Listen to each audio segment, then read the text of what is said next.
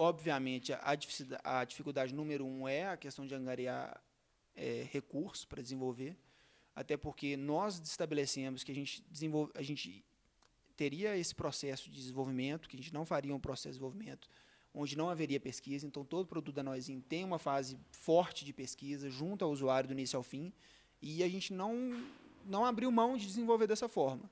Então, se dessa forma vai precisar de um patrocínio para pesquisa, nós só vamos desenvolver através de um patrocínio para pesquisa, a partir do momento que a gente tenha essa condição de fazer essa pesquisa. Então, já é uma dificuldade de achar profissional qualificado, ou achar profissional voluntário que ajude a gente nessa pesquisa, porque nem sempre dá para contratar todo mundo.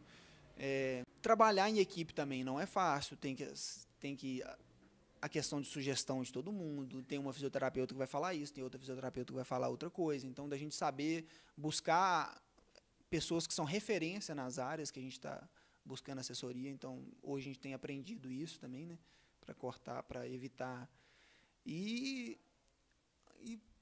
acho que uma dificuldade também que a ONG é uma ONG nova, então a gente está aprendendo tudo pela primeira vez, então a gente está errando pela primeira vez, a gente está aprendendo com os erros, e a gente, ainda bem, a gente erra muito, né? Mas a gente assume os erros, assim, igual, e não tem medo mas a gente nunca vai lançar um produto com erro, então, esse aspecto a gente está, ou se a gente lançar, a gente vai fazer de tudo para que a gente corrija esse erro, mas da melhor forma possível, né? Então, a gente trabalha dessa forma de enfrentando as dificuldades. É uma ONG, a gente tem uma equipe pequena, como o Felipe falou, tem que fazer diversas funções. Eu trabalho não só na minha área, eu trabalho que eu acho positivo, eu tive que aprender a trabalhar com design gráfico, tive que aprender a escrever projeto. Então, tudo assim, a gente aprende a fazer aqui.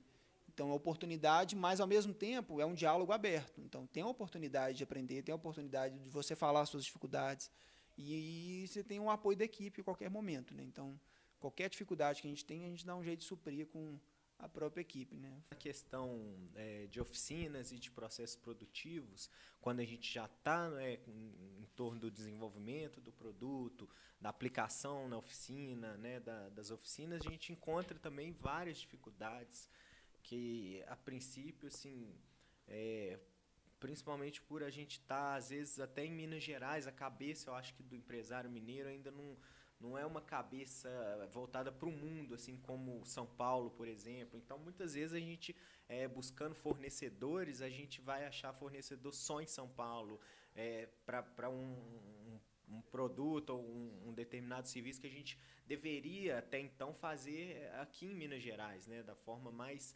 rápida, mais próxima, e é o que não acontece. Às vezes a gente está procurando, por exemplo, um orçamento de uma peça, determinada peça para carteira escolar. Então, às vezes a gente manda um orçamento dentro de Minas Gerais, demora 5 dias para responder, uma semana. Em São Paulo, às vezes a gente manda para lá, eles retornam, às vezes, no mesmo dia. Então, tem essas, né, peculiaridades que a gente encontra, mas são obstáculos que a gente vai buscando, né, com experiência, a gente vai tentando vencer, né? Então, a gente já vai vendo quais caminhos tomar ou não.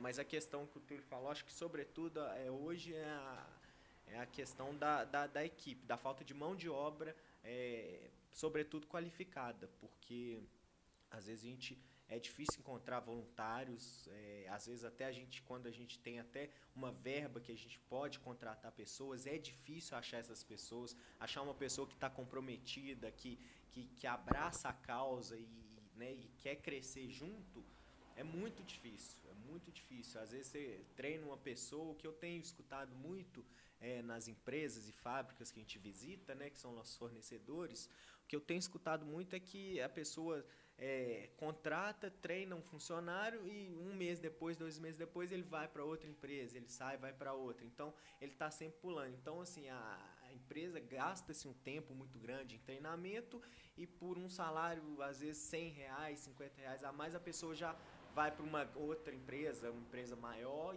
e às vezes a empresa maior né, não está muito preocupada com esse funcionário, às vezes ele vai achando né, que vai ter condições melhores e a empresa pode simplesmente demitir ele no outro dia. Então, assim, a cabeça ainda tem que mudar, assim, acho que das pessoas e dos empresários também. Acho que essa grande dificuldade a gente tá vivendo ela hoje aí, mas a gente vai contornando. Dentro da Noizinho, a gente quando tem essa dificuldade, como tu falou, aqui tem muito diálogo. A gente consegue suprir, né?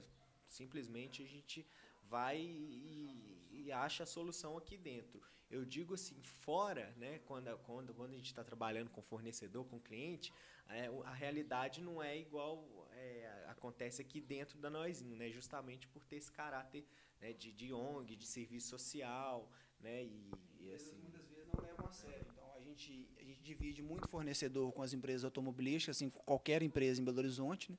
E nosso produto nunca é prioridade para as empresas, nunca. A prioridade são sempre as empresas automotivas. Então, o cara sempre larga o nosso serviço, a gente chegou a atrasar, na carteira escolar inclusiva, a gente teve que trabalhar muitas vezes junto com o fornecedor para fazer o trabalho que era do fornecedor, porque o nosso projeto nunca era prioridade, ou porque a gente não teve condição de pagar o melhor preço, a gente teve que negociar o preço mais baixo. Então, esse aspecto também de não ter essa condição muitas vezes, de poder escolher o melhor fornecedor. Então, a gente sabe que no Brasil, muitas vezes a gente tem, porque eles compram a causa. A Ciranda foi um ótimo exemplo. O melhor fornecedor em desenvolvimento de moldes, rotomoldagem, ele adotou a causa e ele vinha dar consultoria para a gente, assim, que são valiosas, assim, são preciosas. Se não fosse ele, que é o Daniel da M. Charles, a gente não teria conseguido desenvolver um produto tão bom. A gente foi nos limites do processo e ele ajudou a gente nesse aspecto.